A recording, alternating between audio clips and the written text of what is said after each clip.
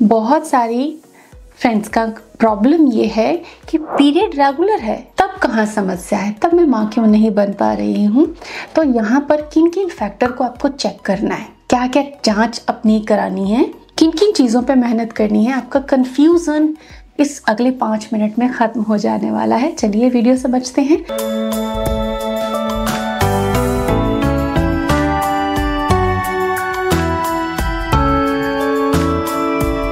Welcome to Prerna's fertility care.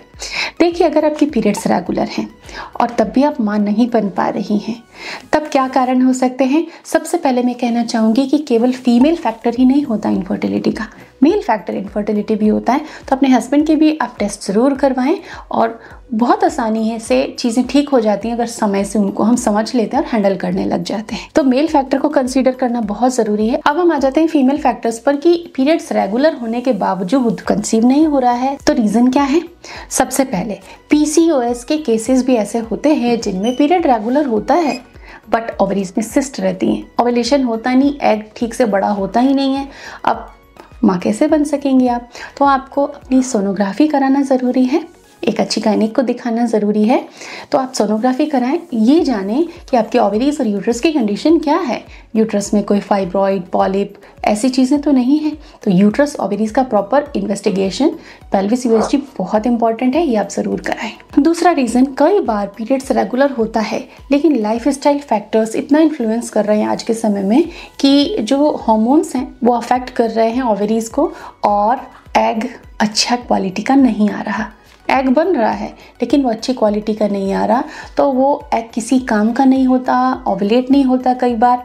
तो इस वजह से भी आप माँ नहीं बन पाती। हालांकि ऐसे केसेस में मोर और लेस पीरियड्स रेगुलर रहते हैं, पीरियड्स में मोस्टली प्रॉब्लम नहीं देखी जाती है। तो पुअर एग क्वालिटी को कंसीडर करना ज़रूरी है और पुअर एग क्वालिटी के लिए आप कितनी भी दवाएं खा लीजिए, नतीजा तभी आता है जब आप अपना रूटीन और अपना खान पान ठीक कर लेते हो। बिना दवा के एग क्वालिटी ठीक हो जाती है 1 से 3 महीने के अंदर।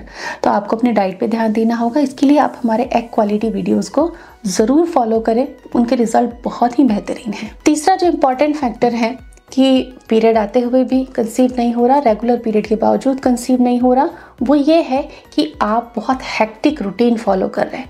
देखिए, जब आप हेक्टिक रूटीन फॉलो कर रहे होते हैं तो आपकी एड्रिनल्स आउट ऑफ ऑर्डर चली जाती है। पूरे टाइम आप खुद को झोंक देते हो काम में, दिमाग शरीर पूरी तरीके से काम में लग जाता है।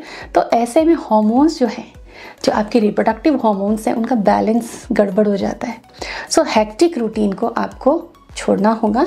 एक बैलेंस्ड रूटीन जिसमें आप काम भी कर रहे हो, खुद पे भी ध्यान दे रहे हो, अपनी डाइट पर भी ध्यान दे रहे हो, आप समय से सो भी रहे हो और समय से उठ भी रहे हो, क्योंकि साथ में भी घर की भी जिम्मेदारियां होती, लाइफ की अदर रिस्पॉन्सिबिलिटीज़ भी हमारे साथ होती हैं।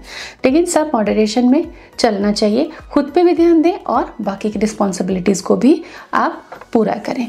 तो हेक्टिक रूटीन से आपको बाहर आना पड़ेगा, ये बहुत ज़रूरी है और ये एक बैलेंस लाइफ का मंत्र है। इससे स्ट्रेस लेवल कम होने से ब्रेन को टाइम मिलेगा हार्मोन्स बनाने का, अदरवाइज एस्ट्रोजन बनना कम हो जाता है।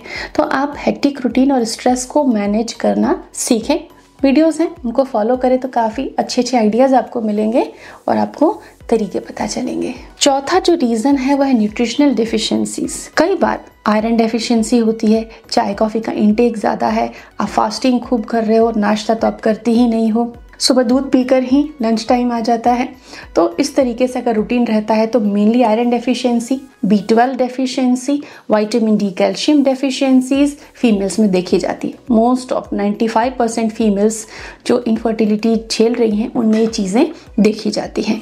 तो अब ऐसे में न्यूट्रिशनल डेफिशिएंसीज को आपको करेक्ट करना है। सारे डेफिशिएंसीज को मैंने कवर किया है अपने वीडियोस में। हर डेफिशिएंसी के सिम्टम्स और उसकी डाइट घर में जो आप ले सकते हो आपसे साझा की है, तो आप उन्हें फॉलो कीजिए। डेयरी प्रोडक्ट्स रोज़ लीजिए, 2 फल आप ज़रूर खाइए, पानी पर्याप्त पीजिए, एक्सरसाइज कीजिए, सैलड लीजिए, ड्राई फ्रूट्स को यूज़ कीजिए। ये जो बेसिक चीज़ें अगर हम हर दिन करने लग जाते हैं तो डेफिशिएंसीज को हम जल्दी से ठीक कर पाते हैं। Hope it helps you. Stay tuned with us.